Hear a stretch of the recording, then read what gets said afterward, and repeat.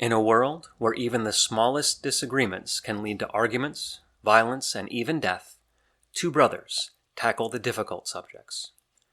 This podcast is not just about dissecting topics from two different perspectives. It's also about how to have conversations on difficult topics while avoiding the urge to tear someone's head off and vomit down the bloody stump of their neck. Hello and welcome to Brother versus Brother. This episode will be an analysis of a subject that we have addressed in one of our earlier episodes. And I wanted to take a look at the media. And this seems to be something that we come back to fairly frequently, but I feel like there's certain current events happening at the moment that make it worthwhile to address again and explore in a little more detail a small aspect of it. In particular, at the moment, we have the war going on in the Ukraine. And I was curious about what's happening in Russia, within the country, what the news that they're getting and how it's impacting the people.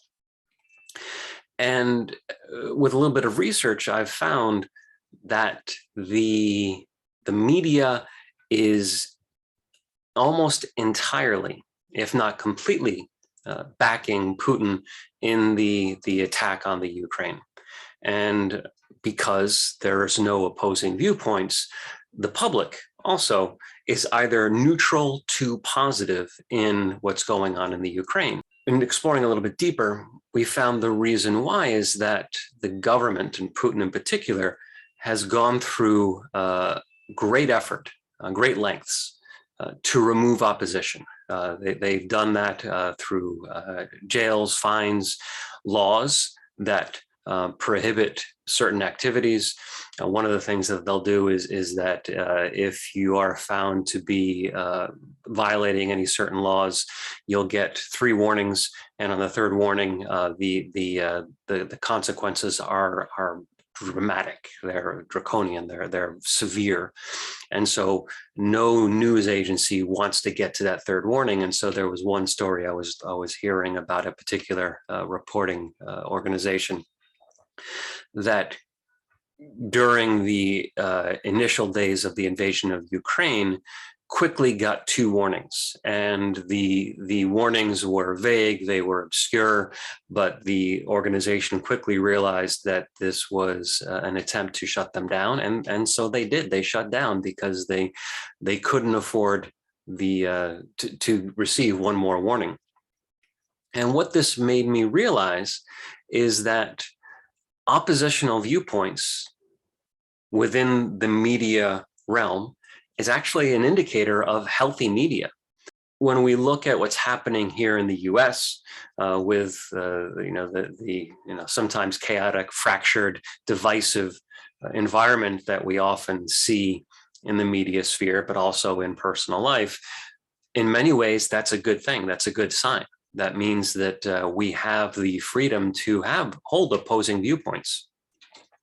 And so going back to what's going on in Russia and in Eastern Europe, we have a situation where it's clearly unjust and immoral, and there's no internal resistance, either because people are afraid to resist or because they're being fed a steady stream of propaganda. Now, one can argue, how do we know that it's propaganda? How do we know that it's not the truth? And there's a couple indicators. One is, like I said earlier, that there's no opposing viewpoints. But another one, which is very, I guess, telling, it's not a guarantee, but when there was news coming out of the Ukraine of a particular event, an atrocity, the one that comes to mind is that when the city of Bucha was retaken by the Ukrainians, and they discovered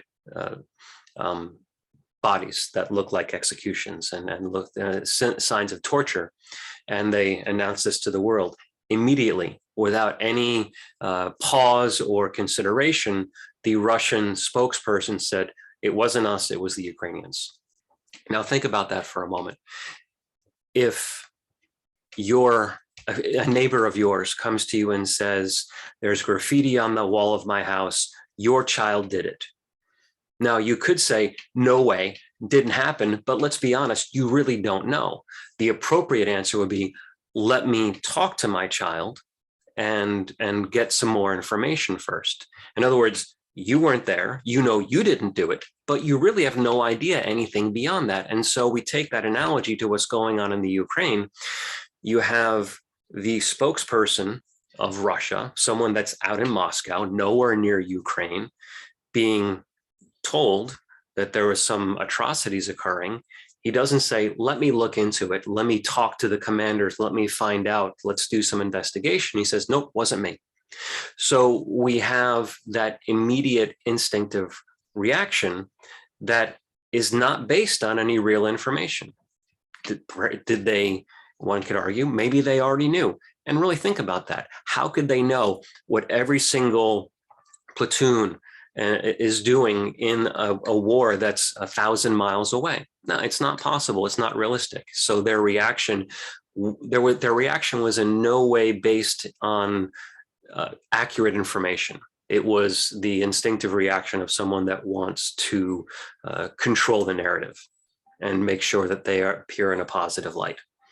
So we have a one-sided story occurring in Russia. We have the media being managed and manipulated, controlled by the state. We have the inability to contradict the government.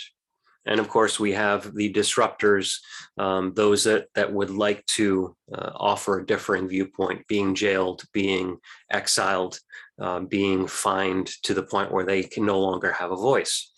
Now, let's contrast that with what we have here in the US. There's virtually no oversight. Now, I don't know that that's always a good thing, but what that means is that any organization can really say anything that they want. The government never tries to manage the media outlets. Of course, they try and manage their message.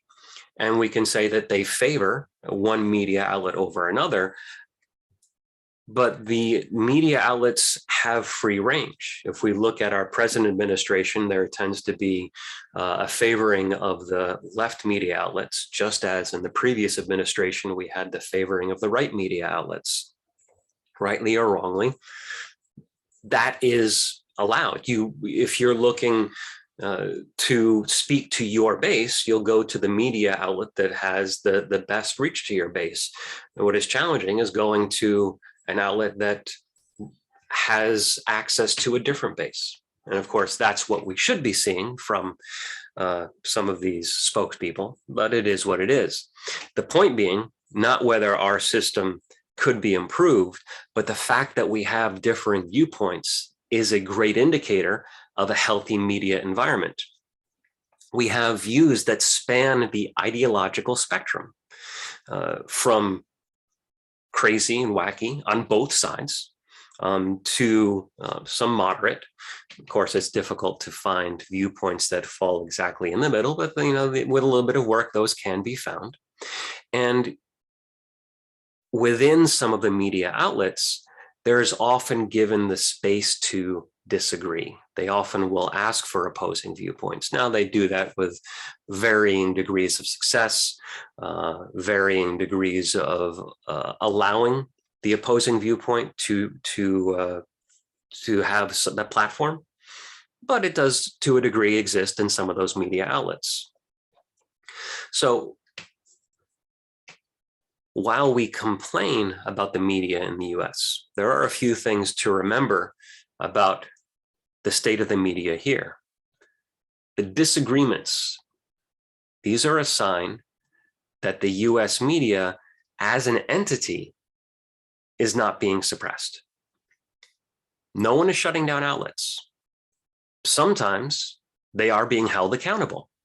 There are situations where certain media outlets have been held responsible for some of the things they put out.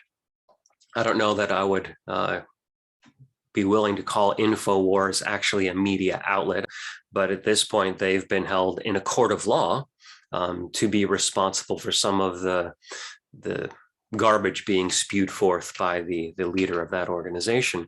Also, we had certain media outlets being sued because of consistent and repetitive lies being put forth during the election fraud situation we had back in 2020 and 2021. And again, those were not government mandated or managed constraints being put on. The court of law gives both sides the opportunity to present their case, and we haven't seen these cases come forward. We don't know how things will actually go with respect to the election fraud and the manufacturer of some of the election machinery that is now suing certain media outlets because of the information they were putting out to the public. And information is presented from both sides in an open environment. We have many countries around the world where decisions are being made in secret, and there's no way for people to have access to the process of the decision making. So while we should continue to push for less bias in the media, we should continue to hold some of the worst, I guess, sinners, if you will, the people that are unwilling to be accountable, to present information in any sort of reasonable manner. We need to continue to hold these people accountable. Remember, it could be much, much worse. A certain amount of government oversight could help to improve accountability. But I think that we need to be careful going in that direction, because obviously you go too far and then you have government mandating activity, which is where we don't want to go. So I hope that you'll pay attention to what the media outlets are saying and how they're saying it. Remember that a great way to tell if you have a reasonable media outlet is how they handle corrections. Do they have a policy in place? Are they making the corrections easy to find? Or are there corrections happening quietly when no one's paying attention? Or are they just avoiding the act of correcting it altogether? So pay attention, continue to have good conversations, and let's improve our overall environment with respect to how we talk to people and how we get our information. Thank you. We hope you learned something in this episode of Brother versus Brother, a podcast about difficult conversations. We also hope that you enjoyed it enough to subscribe to the podcast. You can help us by spreading the word. Share this episode on your favorite social media so that others will have an opportunity to experience it as well. You can also support us by donating through Patreon. This information and more can be found on our website, broconvo.com, and on our various social media accounts. Thank you.